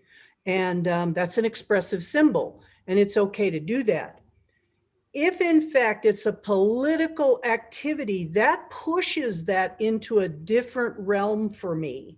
Any expressive symbol that is inherent, that is inherently based on identity, that represents or supports a culturally based group. So what it has to be is it has to be something that's not political. And that's the part for me that is hard to, as a teacher or principal or superintendent, say, yes, do it, guys, this is a good thing. Or as a teacher, principal, etc., put a kibosh on it. And so that is a tough one. This is about political activity. Thank you. All right, thank you, Dr. Nicolette. I know you want to respond to that, counsel. Yeah, I should have thought of this earlier, actually, when Trustee Thigpen brought it up. I think this does actually, because so your example was if Reno High wants to fly a rainbow flag during October, to use your specific example. Yeah, I think that should go into 4,500. I think it's the Downs case, actually, which is a case that our team has been reviewing. And it was out of, I believe Downs is out of Los Angeles. Yeah, it's against the LA. It's the Ninth Circuit case from 2000, Los Angeles Unified School District. And I'm trying to paraphrase here, but it's either Downs or Poway. It's Downs. And in the Downs case, let me slow down. There's two Supreme Court cases that we've been, Ninth Circuit and two Ninth Circuit cases that we've been reviewing as a team. They're really complex. There's a nuance that I've shared with all of you about district speech as opposed to district-sponsored speech as opposed to district speech. District-sponsored has to be viewpoint neutral. District speech, meaning this is the voice that we're going to allow our schools to use. It's our speech. So that's what you're saying. Reno High, let's just use Reno as an example, wants to fly this flag. That is their speech. You, as the board, can permit them to do that. I think that's better done in 4,500 or even possibly in the equity and diversity policy. I think either area would be a better spot for it because, and as soon as Trustee Nicolette said, well, this is political activity. So what we're trying to do is separate these activities, right? The board sent us off and legal to go find a way to make things work, right?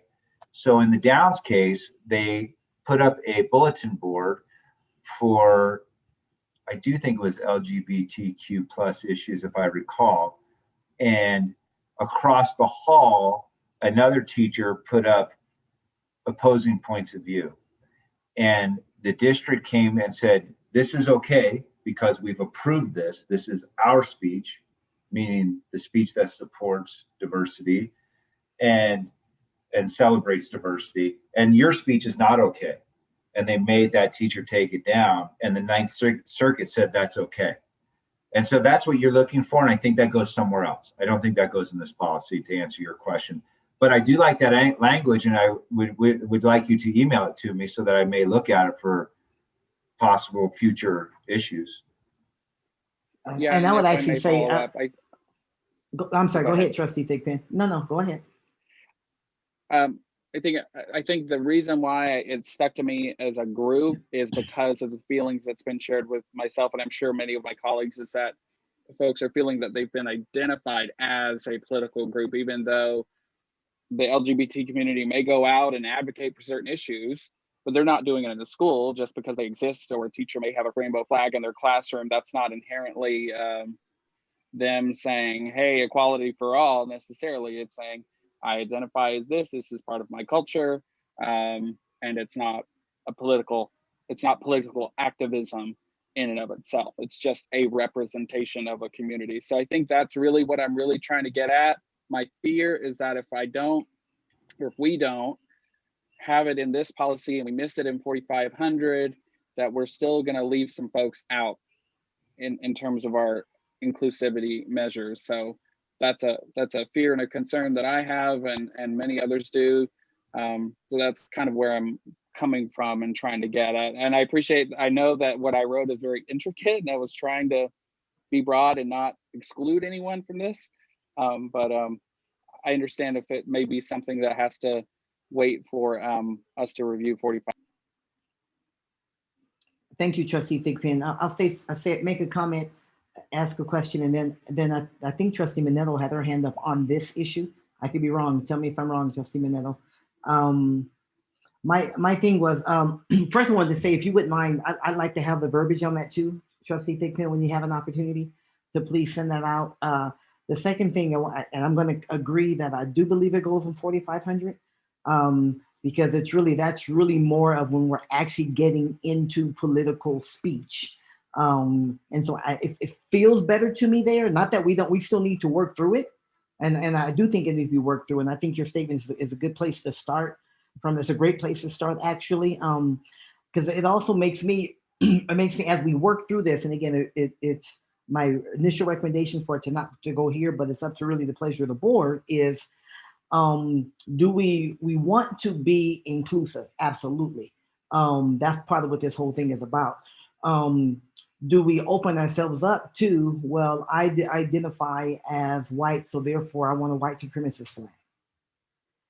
Do we, so we have to, you know what I mean? And not because we want, and part of this is you're saying nobody's better than anybody else, right? So anybody supremacist is bad, right? But if we start looking at groups and how people identify, right? Whiteness is an identification too. That isn't necessarily negative, but it certainly can be if it's, hey, therefore white supremacists. And so I want a flag that says white power, white nation, whatever, right? So that's, as we look forward to how we work our way through that, that's one of the things that came to my mind as well, is remember, when we open it up to anything, we open it up to everything, right? Unless it crosses a hate speech line or something like that. So we just want to be mindful, right? We want to be mindful. I think it's a really good thing to consider and think about. And I think we must do that based upon some of the direction that the board gave legal team before, is we want to make sure that we're showing that we support students. So we certainly want to do that. We just have to recognize there's this whole piece of it. So we need to work on it a little bit, right? Need to work on it a little bit. I appreciate anything that. Else? I just emailed you and Neil the verbiage. Okay, thank you, Trustee Thigpen. Anything else on Trustee Thigpen's suggestion? Where did you, Trustee Minetto and then Clerk Minetto and then Dr. Nicolette? And this might go in 4500, but I'm kind of the school that we fly two flags, the American flag and the Nevada flag, unless we are currently studying something else in social studies, where we're studying the Spanish-American War, we're studying the Revolutionary War, where you can then look at those things because it's important. Flags are amazing. But my thought is we got to protect our district, we got to protect our kids, we got to protect ourselves. I mean, that's kind of terrible to say, but it's the truth. Thank you. Thank you, Clerk Minetto. Trustee Nicolette? This is such great, important discussion, and thank you, everyone. I'm learning a lot. And may I suggest that, and I noticed down the road, we'll be looking at 5,000, which is students, the board policies. And in particular, there's 5150, which is student freedom of speech. There's 5300 student activities, and there's 5310, which is student voice. And may I suggest that 4500 be relegated to personnel. And then we've got beautiful 5,000 series that we can do exactly what Trustee Thigpen wants to do, which I totally support, and that is recognize the evolution of the intelligence of our students and the diversity and how they want their voice to be heard. Thank you, Dr. Nicolette. Go ahead. I think we're gonna say the same thing. Go ahead. Go ahead. No, go ahead. You go. Counsel. Well, I was just gonna say that. No, I was just gonna say that certainly in looking at 4,500 coming, that is about staff. That is about staff. So that is absolutely the intention for it to be staff. Remember, this one was about buildings. That one is about staff. That's why it's in the HR section, or fits a little bit more in that area. And then the student section differently, because they're actually governed a little differently, and the lines are drawn a little bit differently in terms of where the guardrails are around those. Is that where you were going, Chief from Barlow? So I guess you're absolutely right. They're very different things and should be looked at differently, Dr. Nicolette. And in fact, just as a side note, the Supreme Court recognizes that students have greater speech than employees have. I mean, it's just the way it is, and the way it should be. Okay, Trustee Thigpen, I want to close the loop on this. Are you prepared to go forward with the motion? Are you comfortable with us dealing with it in 45? Where are you? Then we still have a couple other hands up. I think on principle, I'd like to make a motion. I understand I may not have the support needed, but I would at least like to make the motion. Okay, please go right ahead, sir. Okay, and you, I haven't made too many of these on my own, so I will do my best. It's all right. Let me just look at Neil's screen so I can see. Okay, so I move that did I say Board of Trustees? Is that right? Board Policy Committee? Or, yeah. Okay. I move that the Board Policy Committee adds the language to number 2 that defines a political group to include the verbiage, any expressive symbols that represent or support a group of people that is inherently identity-based or culturally based in nature will not be deemed as political or as relating to a political group or ideology, and as such, those representations will not be prohibited under this policy. Okay, there is a motion on the floor. We just heard from Trustee Thigpen. Is there a second? Second. We have a second from Trustee Calvert. Any more discussion on that? My discussion, as I said before, falls on, because I am absolutely in supportive of what you're getting at, absolutely supportive of it. My concern is the loop isn't closed enough. Identity still leaves a lot, and I don't want us to have a situation where we have someone who identifies as a group in a way that is actually not just marginalizing, but threatening in other ways. And I'm thinking specifically, hey, we're white, nothing wrong being white, right? But using it in such a way that, hey, white supremacist, white power, because of the message that it sends in that. Doesn't have to be that way, but that doesn't close that loop. And I'm concerned about that. And I think we can do that better in 4,500. So that's my 2 cents. Is there language that you think we can add? I have to work on it. I got to work on it a little bit. In that, because part of it is you certainly I want it to be. I don't care if a bunch of white kids get together and say we're proud. I don't care about that at all. I think fantastic, be proud. That's great. But that's not what I'm concerned about, right? I think everybody should be proud of who they are. That's part of what this is. Your identity makes you something where you should be proud of it. Absolutely. But as it is, in terms of symbols, and based upon a culture or an identity, that still leaves that on the table. And I'm not comfortable with that. I'm not ready to say what it should be instead of yet, or I'd offer it up, right? But I think because we have 4,500 coming, and it's not going to go by the wayside. We're not going to forget. It isn't coming up in 3 months. It's coming up in 2 weeks, right? To give a little time to play with it a little bit. Those are just my own statements around it. I don't like to leave it hanging, but I'm not comfortable with it being like that, where it can leave that door open. I'm not personally comfortable with the door. Don't have a better idea yet, but I'm diving in. Those are my comments. Other comments on the motion. All right, seeing none, we'll call for the question. All those in favor of the motion as outlined by Trustee Thigpen, please indicate so by saying aye. Aye. Okay, got an aye. All right, any opposition? Opposed. So Okay, so it looks like the motion fails 1-6, but the good news is it doesn't die. It just fails here right now, right? It doesn't die. We just have more work to do on it. Yeah. Yes, I appreciate my colleagues tremendously for the discussion. No, I think it was a good discussion. I mean, I think this is when like as I said at the meeting before, sometimes the discussions, they get a little uncomfortable, we got to be able to have that. We just have to be able to do that. We're setting the tone for that in the district, and we want them to have good discourse in our classrooms, and we have to model that. So I appreciate those comments. I appreciate the comments that Trustee Church made earlier as well. All right, Dr. Nicolette, you've been waiting to go in a different direction with that. Trustee Church, you have a different question, right? You aren't jumping on. Okay, I thought so. Dr. Nicolette, we'll deal with yours, and then we'll go to Trustee Church. It's really assumption. You can just nod your head, Neil. When I look at 1310 and I look at the any signage that amounts, page 2. Where are you? Can you tell us where you are at page 2? Sorry, page 2.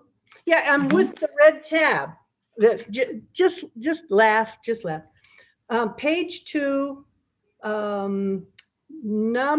it's number 1, and now it's B, because you got rid of 2. Any signage that amounts to political activity as determined by the superintendent. My only assumption is that will be addressed, the processes will be addressed in an administrative regulation, because that's heavy. Okay, perfect.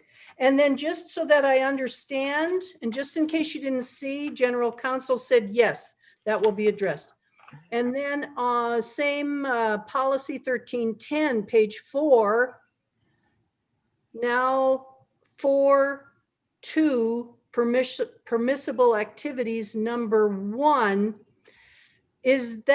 would WC1 and the activity that surrounded that fit there? I just want clarification on what that means. No. The advocacy for WC1,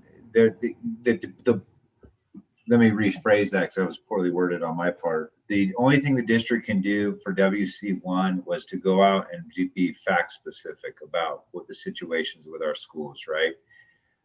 So the advocacy that was done by outside entities who supported it, right? Okay. What this is really referencing, and what our team really sought to avoid, was the situation where Kristen, Superintendent McNeil, or Government Affairs, Lindsay Anderson, get in front of the board and express to the board a political point of view, and have somebody say, oh, that's a policy violation, you can't have political activity.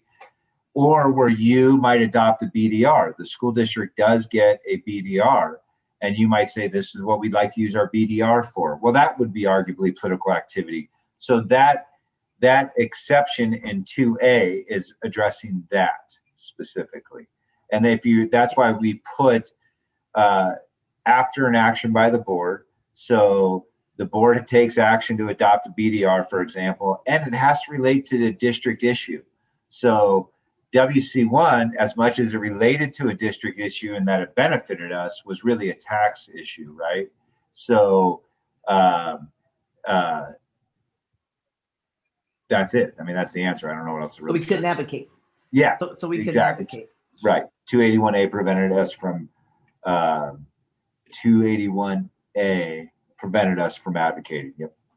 Thank you. I'm glad I asked. Thank you.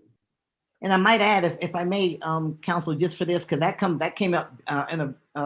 come up before, is additionally, if there is a request in the legislature, the superintendent has been down there a couple of times to testify on behalf of a bill.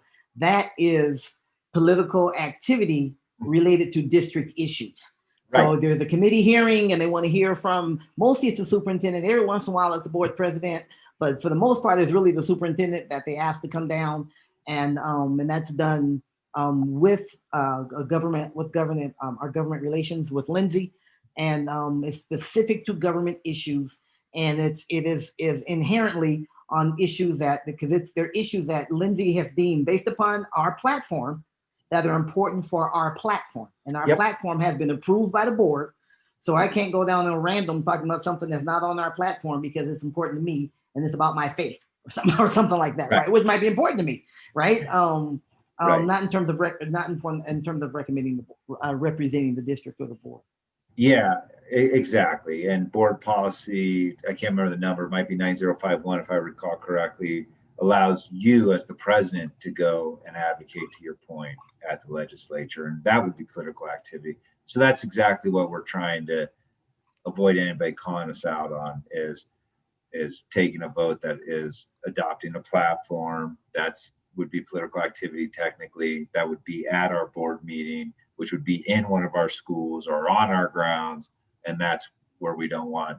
So that's why we put that in there.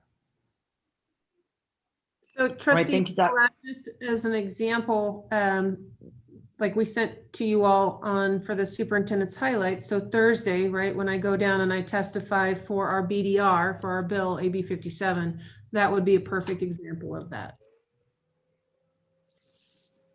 All right, sounds good. Thank you, Council and Dr. McNeil. Trustee Church, you're up, sir. All righty, I have 3 issues. Number one, I basically want to draw everybody's attention to number 3 above, and not political activity, but political issues. So I just want to hang on. Let us get there. Let's get, where are you, sir? So we can follow you. In green, it's number 3. There we, it's in, not green, but anyway. Yeah, there we are. So, I made a couple notes. Abortion, stand for the flag, immigration, Middle East peace, police oversight, death penalty. So I just want to make sure that would be covered in the prohibitions, that we can't have, people advocating for those issues, even they go, well, that's not political. That's an opinion on police oversight or abortion, or, in other words, it's not before us, or maybe an issue before the Supreme Court. So that was my first question, and hold that thought. Okay, let's pause. Should we pause there so we can answer that? Or okay, either way. How about we do that? Because we're really taking the issues one at a time, so that if changes need to be made, we can jump into it. Sure. Right. Council, would you like to address that? Sure. Thank you. Yeah, I think all of those are political issues that are debated within the political system. And again, let's not forget that they have to relate to political activity. So what we would not allow is a group to come on to our campus or any district building, but campuses seem to be the easiest way to kind of highlight these things, and be pro-death penalty or pro-abortion or anti or whatever the case may be. That's the prohibition itself, right? And so that doesn't mean we're not going to teach about these difficult issues in the appropriate curriculums and allow for healthy debate in appropriate curriculums, because I know that was a concern of other trustees. This is to prevent political activity of a group coming on campus and or a district building and advocating a political position. And all of those, I think, are political positions. But again, there's other proper places to bring those to our campuses for our students so that we can have a proper civic discourse over them. Okay, I just wanted to be sure. Number 2 would be, I may have spotted a glitch here. You said numerous times in here about during school operation, or with the superintendent permission. I kind of see say it's summer school, it's a holiday weekend, and somebody plasters the fence along Plum Lane or or South Meadows with, vote for somebody, vote for Smith signs, and go, well, it's after school, it's not during operation. and the superintendent is out of town, so we don't know if she endorsed it or not. You know what I'm saying? Thoughts on that? Well, if you look at 1B, and that's why we put it down there, any signage that amounts to political activity is prohibited. Just cut out the part about as determined by the superintendent. Is any signage that, and I'm only saying cut that out to make it read easier if it does. Any signage that amounts to political activity is prohibited on district property or school campuses, period. We don't put a timeline on that one. So you don't get to put signage up no matter when. I just see somebody go, well, prove she didn't. You know, I'm just trying to play devil's advocate and look at any glitches. But I'll move on to the third one. Wait, no, let's go back. Let's go back, Trustee Church. I think it's important to bring that to loop. It isn't that if they have her permission, they can do it. That's not what this says, right? This says it cannot be done. What is as determined by the superintendent, that's part of what refers to, we've listed some things here, but there's also administrative regulations that'll go into further detail. But this doesn't say, well, if the superintendent says it's okay, you can still do it. This says you cannot do it. Right. So what that modifies, that's exactly right, President Taylor. So the part as determined by the superintendent modifies is what is a sign, right? So it goes back to, in fact, Trustee Church, you and I discussed this, you know, bumper sticker, which by the way is specifically addressed in our administrative regulation, may be okay, but taping big giant signs to the side of the panels of your panel truck or your van or something like that is not okay. And so that would be the type of thing that the superintendent would decide upon, what is political signage, because, you know, there's going to be gray areas and it has to be able to be enforced by the principals for school sites and the property manager for non-school sites. Does that close that loop a little better for you, Trustee Church? Because I don't want you, it felt like you perhaps thought, well, if the superintendent says it's okay, but we can't verify it, we don't know. And that isn't the case. I wanted to make sure we close that. Trustee Church? I accidentally hit the wrong button. I unmuted. Okay. I can just see scenarios where there's an event and we're not open, but people are on campus and somebody's doing a petition or something. But okay, I mean, it answers it. That can't happen. What I'm saying is that can't happen. Unopened, weekends, 2 o'clock in the morning, they are prohibited. It cannot happen. That's what this should, and if this doesn't say it, if this policy doesn't say it that clearly, then we need to tighten that up. It's not to say if it's 2 o'clock in the morning and we can't wake up Kristen, then it's okay. That's not, you see what I mean? I see what you mean. I'm just seeing the term during whatever it said, during a campus, whatever operation. So that's what I was saying. Can you show that where that is? Because if there's a week that's open, we want it closed. There was right there during school or district activities. Right. Counsel, go ahead, explain what that means. Yeah, no, it does mean, so this is in reference to people coming on campus and conducting political activity during those times. But then, and that's why we put specifics with regard to distribution of pamphlets or leaflets, because we don't want people doing those type of things on weekends on our property that might have good access to major thoroughfares, which some of our schools do.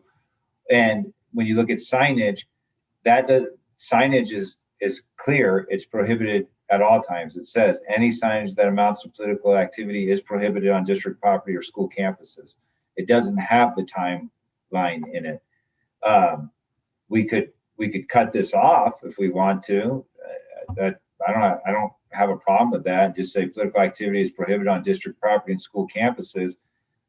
But if we do that, then we don't need A, we don't need B, and we really don't need C. And we felt like it was better to say this and then give specifics as it relates to these type of items because they're slightly different. That's the tact we took, but. And again, I'm bringing it up for discussion because when I saw it, it popped into my head that Are we going to have an issue? But I can move on if we're ready to. Well, I only want to move on if we don't, if you're satisfied with the answer. The answer does not say that it can happen, and if how we've said it leaves that door open, we don't want that to be the case. It's up to you. It's your thing that you pull forward. So I'm not hearing any discussion from the other trustees, so I think we're comfortable with it. Well, I see a couple of hands. I see Clerk Manetto and I see Dr. Nicolette. So I do see a couple of hands. Okay, we can wait. And I do have one and a half more issues. Okay, that's all right. You know what? It's 3:50. We're getting it out before midnight, so we're good. All right, so a couple quick questions. Wait, no. Let's finish this, right? Clerk Manetto? Because these are comments based upon Trustee Church's concern, right? Yes. That's what I thought. Go ahead. Madam President. Well, I guess it's just a question. We can rent our schools out to a political group on some Saturday afternoon. Mm-hmm. And they could bring their signs. They wouldn't post them up because they wouldn't have time to leave them up, but to share and things, and that's all okay, right? Mm-hmm. Yes, and that's down below here in permissible activities number, Right. Or letter. It's here. Give me a second. I'm sorry. I know I put it in. Permissible activities. Cannot find it. Of course, when you need to find it, you can never find it.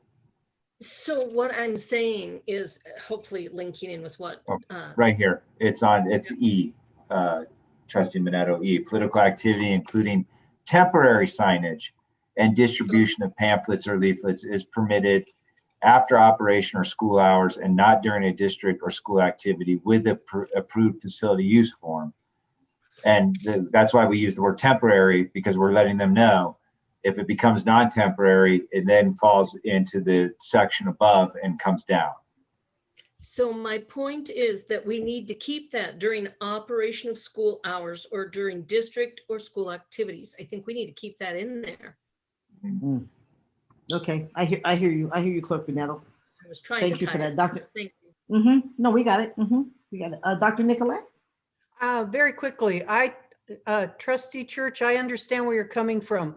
There are a lot of gaps. I think what I would like to remember for myself is that this is the 50,000 foot view. And so I truly believe less is best. Again, I get where you're coming from. Policy always has loopholes. It's where you have your administrative regulations and procedures. That's where you drive it home and you get a little more specific. And I think that because I understand where you're coming from, that's really where it belongs in the regulations. Thank you, Dr. Nicolette. Trustee Church? Okay, just a real quick question, two things. Somebody comes to a football game with a t-shirt that says elect President Smith, and number two, the bumper stickers. That's kind of a slippery slope. I don't know where the proper discussion is, but something to be looked at. Flags on a truck, bumper stickers, signage. So I guess that's in regulation. Will we weigh in on that, or is that just delegated to the superintendent? Well, regulation is delegated to the superintendent by board policy 9070 and a long-time historical past practice. And I think it actually might also be in the NRS that I'm not totally positive on, but nonetheless, it is relegated to the superintendent by the vote of the board. Yes, you do get to weigh in on it. You get to weigh in on it when it's drafted. The superintendent will put it out just like we do for board policies. It goes out to the public. She'll obviously send it to all the trustees. Ultimately, it is her call on what is going to be in there, but I would point out to you that bumper stickers is already in, and I don't know if JJ, for whatever reason, JJ, I'm having a hard time getting the reg to pop up, but if JJ can pull the reg up, it's in the reg, bumper stickers. And with regard to shirts, because this did come up, Chris, in our one-to-one discussions, Kristen and I, Superintendent McNeil and I discussed this some more. And one of the things that we might think about is extracurricular activities, i.e. football game, and what's passive and what's active political activity, right? So if I'm passively wearing a hat or a shirt, but I'm not sitting there handing out flyers and leaflets, then that's two different things. And so those were one of the discussions we had, but that would be something we'd put in reg. I strongly discourage trying to legislate for every potential example. And JJ, if you can do a find, a Google find, or is this a Bing find, and do type in the word bumper, it'll pop up bumper stickers in here. Can you do that? I don't know if that's I don't know your system. I'm sorry, but it is, bumper stickers are in here, and I wanted to show you that because I know that was a concern. Maybe in the search tools. But bumper stickers are permitted, to make a long story short. Okay. And then, good job, JJ. Can everyone see that? Thank you, JJ.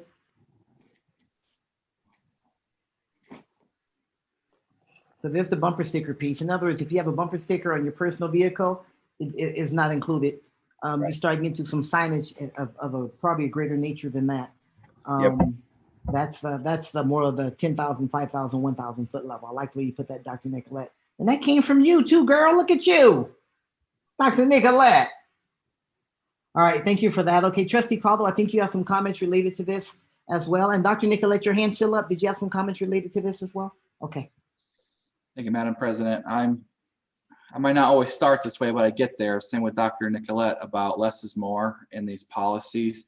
But I will say, I do think it's important that in regulation, we give principals and district officials guidance on how to enforce this in the extracurricular activities, because I think it exposes the district to selective enforcement. Because I do think there's a difference between a woman sitting in the crowd wearing a shirt that says elect John Smith and she's just watching the game, and a gentleman who's walking down the aisles of the crowd wearing his shirt and his hat, handing out leaflets and yelling in the air, and that's different. And I get concerned that if we just say that all of it's political activity, that at some sites, the individual who's just watching the game gets told, hey, you can't wear that. Other sites, it's not the case. I just think it puts our principals and school police in a very difficult position if there is not guidance there. Because I look at it from what's a reasonable person going to say, and a reasonable person is going to say, I'm attending my son's football game, I'm wearing a hat, I'm sitting with my family. Why am I being bothered that I can't wear a t-shirt? And that's my First Amendment right to be here and to wear my t-shirt. It's not hate, nothing. I get very nervous about that. And I think in many cases it'll get ignored, but it'll be that one where it's not, but our policies technically back it up, and we're going to get, and that's going to be an issue for us. So I do think regulation should give that specific guidance on what to do in those situations. I don't think it should go here, but I know we don't do regulation, but I want to put that plug in. I think that's really, really, really important.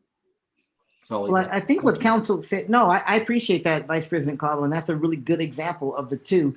And I think that's what council meant by the active versus inactive. And the active, it sounds like that's the place to draw the line. It's the inactive, it's campaign season, people are going to wear their whatever. They just came from a President so-and-so rally or whatever. All right, great, whatever, they got the shirt on. But you're out there lobbying, passing stuff, that's active. So I like that line that you mentioned earlier, Neil, is active versus inactive. Go ahead, that was Council. just something Chris and I, or Superintendent McNeil and I kind of just we were just chatting and then we kind of came up with that concept, but it seems to fit what Trustee Cottle recommended. And we thought, well, that seems enforceable, right? And that's why we have leafleting written specifically and signage specifically. So. It was I think that's good. That's a good point. Go ahead, Dr. McNeil. Well, it was manageable for our administrators, to that point. It's something that we don't want to put our administrators in that type of constant, they've got a lot going on. You think of a large high school like Spanish Springs, and they got a lot going on for a high school football game when we get to that when we get to that area. And then we can have one. When we can have one. But that's, that's a protective measure for our administrators too. So I appreciate that with Chief General Counsel. No, it absolutely makes sense. It absolutely makes sense. Anything else? Dr. Nicolette, grab your hand down if you would, because your hand's up. Oh, it's okay. Any other comments, questions? Yes, Counsel. I don't know if this resolves Trustee Church's concern, but we could just do this like this and then indent. And then we're saying political activity is prohibited during these hours. More specifically, pamphlets are never okay and leafleting are never okay. Signage is never okay. I don't really have a problem with that type of change if that would make him more comfortable in the board. I know the board seemed comfortable, but I'm trying to get us all together here. So whatever works for you, just throwing that out there as food for thought. That is another way we could do this, and that would still meet everything that it was originally drafted. If not, I'm fine moving it back where it was. I just kind of came to me and I thought I'd throw it out there as an idea. Where'd you move it? So all I did was I just took, I'm gonna hit my back arrow twice. So it was there. Got you. And I just kind of made its own, yeah. So that now you have ABC. Yeah. They're all kind of this and this and this. Sure. Yeah. And I think that speaks more to what Trustee Church was saying. I mean, it may be there, but it isn't adding a lot of verbiage. It isn't to make it more difficult for school administrators to manage. But it might make it separate a little bit more and just make it a little bit more clear. Trustee Church, your thoughts on that, since it's your question? No, I'm raising them as issues. I do kind of think legally, so I was just raising those for discussion. I don't really have an opinion one way or another. Okay, then what's your recommendation, Counsel? Because do you think it's tighter that way, or we're good? Seems like the board's in a good place because as long as it's covered in the regulation with those caveats. Yeah, honestly, I'm good either way. I guess if it bothered Trustee Church, I'm not trying to suggest it confused him, but it raised a concern for him, then I'm fine moving it this way. I guess my recommendation is, why not? Let's do it this way. Because then we're saying political activity is prohibited during school hours and during operation hours. And then we get more specific with pamphlets and we get more specific with signs. We get more, because I think specificity is needed. We get more specific with our mailing system basically here, and then we're good. And then the reg really, to everyone's point, gives us the hammer. So sure, I'm good. I actually like this change. Okay. So then thank you, Counsel. And thank you, Trustee Church. So this is what we're looking for then. First of all, any other discussion? I don't think there's public comment on this one, JJ. Starting, even as people come in, they don't get to introduce themselves, which makes it kind of hard, especially I guess not, because Jeannie said that start at 4:05. Jeannie said I'm sorry, I was trying to unmute myself. This is Jeannie. Oh, there you are. There's no further public comment. There's no. Thank you very much. I thought so. All right, no problem. All right, then that being said, then what I'm looking for then is a motion to approve as a policy committee and send forward to the board policy 1310 with the one change as submitted by council, with the one change to even to clarify even more number 1.1A. Yes, Trustee Church. Just a reminder, also, Mr. Lombardo mentioned something about freedom of speech, changing that a little bit. I think he mentioned that. He mentioned that they did change that. Oh, you're referring to down here under legal. So this, yeah. So I was just referencing Board Policy 4500, and we're going to call it staff speech and expression. That is already in here. And then I was looking at this language as it relates to 5150. keep in mind that this is an administrative part of the policy and can be changed Right. administratively, so we don't need At board any time. approval. But thank you for bringing that up. Yep, and what he was saying, it was already done for 4,500, and that when the student policy is reviewed, if it's changed there, it would automatically change it here. So it doesn't require special attention.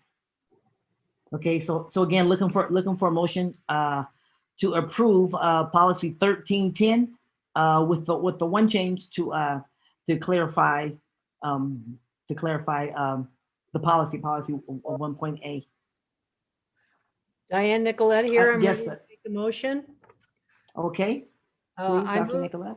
I move that the Board Policy Committee forwards the revisions of Board Policy 1310 to a future meeting of the Board of Trustees for consideration of preliminary approval.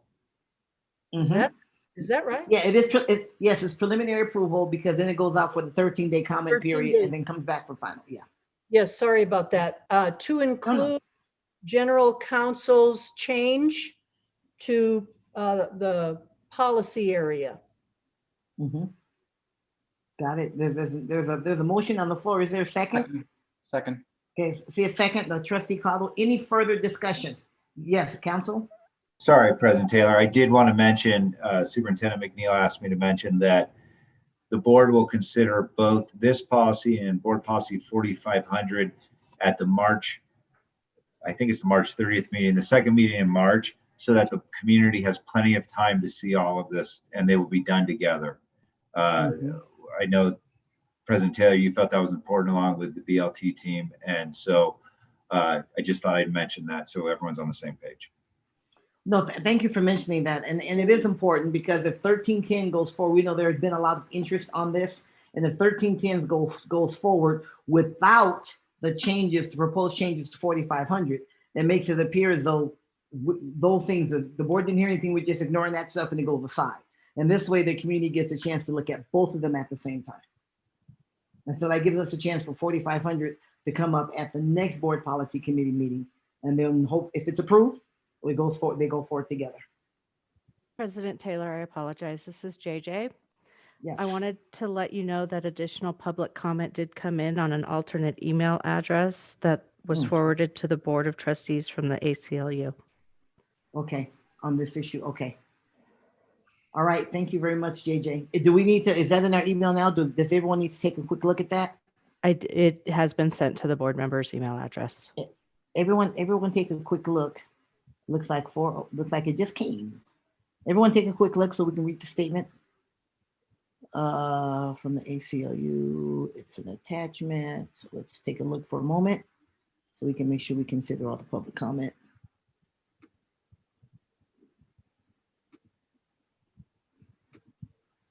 All right, mine disappeared. Where'd it go? Oh, here it is.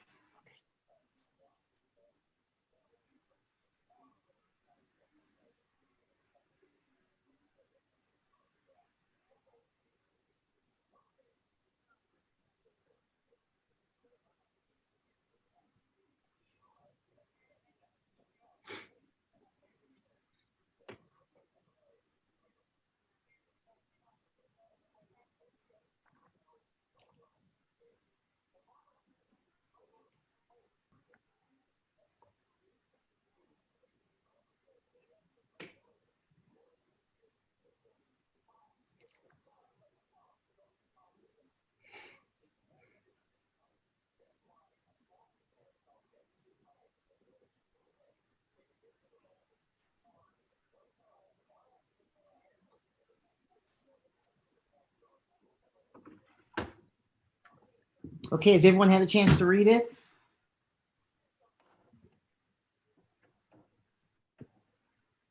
I do think that a lot of those comments will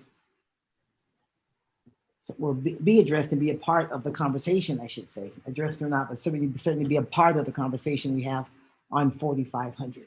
Discussion, yes, Trustee Thigpen? Yes, thank you, Madam President. I just wanted to make sure and clear my mind on how this process works. So this committee, if we approve it, it goes before the board at a later date. So in between now and then, we can gather more community input on this as needed? Well, yeah, certainly there'll be a time, a couple things will happen from here. There'll certainly be a time when it's going to appear on the board agenda. And so people can always comment before it comes before the board on the first time.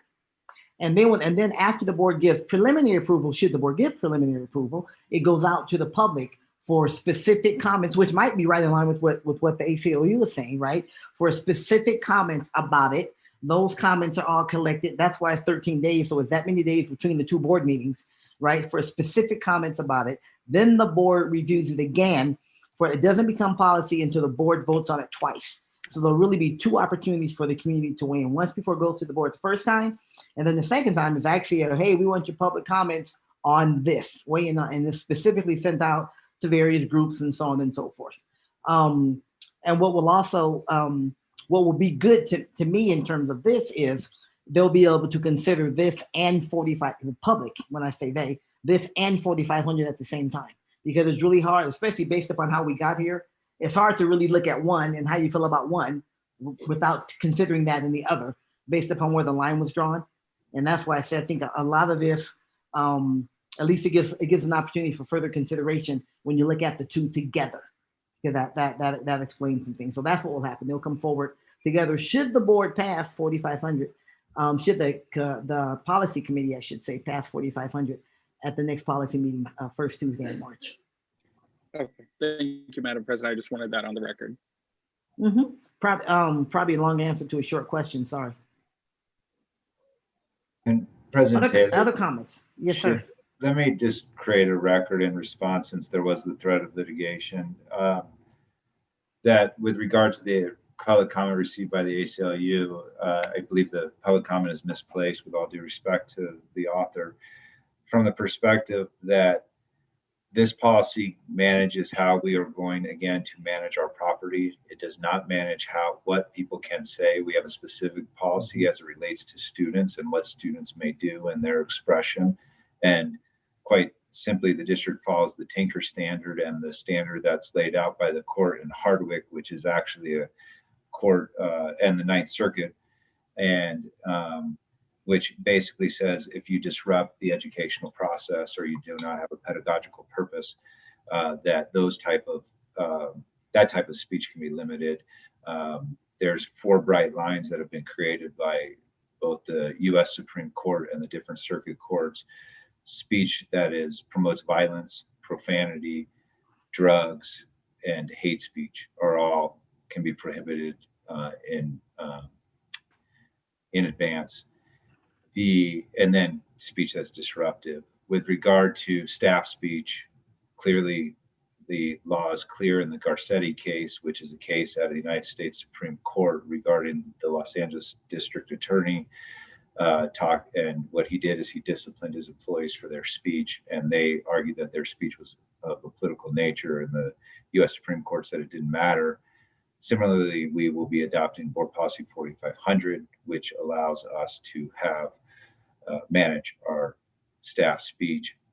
And as it relates to district speech, which is the issue that Trustee Thigpen brought up, this board may adopt what it feels is appropriate district speech as long as it doesn't violate the civil rights of someone or the Establishment Clause. Those are about the 2 limiting factors. So although I do, my job in front of the board is not to get arguments with other attorneys, I think a record just in case might be necessary. So the letter does not apply to the board policy that we're looking at today. And those will be handled in 4,500 and I believe 5150 student speech. Thank you, counsel. That was the legal way of saying what I said. So it's good to have the record that way. No, that's good. I appreciate that. Dr. Nicolette? Thank you, General Counsel. I appreciate that, because clearly this is sensitive and important. I don't want to say material, that sounds cold. Issue, that sounds even worse. Having said that, I'm glad that you referenced the 5,000 series for students. And here I go. And I'm so glad that we recognize flexibility is important, because I'm wondering how much work or would you like to, like, you know, put a bag over my head so I don't say anything, but how soon can we look at those three that I mentioned, 5150, 5300, and 5310, those policies? Because I think they're extremely important, and I think there are a lot of people that would appreciate and respect our attention to those, particularly our students. Just a question. Yeah, I don't want to get off the agenda too far here, so, but that they're complex and they are on the Office of General Counsel's watch list, if you will. And they're moving up quickly. I know on the calendar they're down the road a little bit, but we recognize that there's some relationship between those and 4500.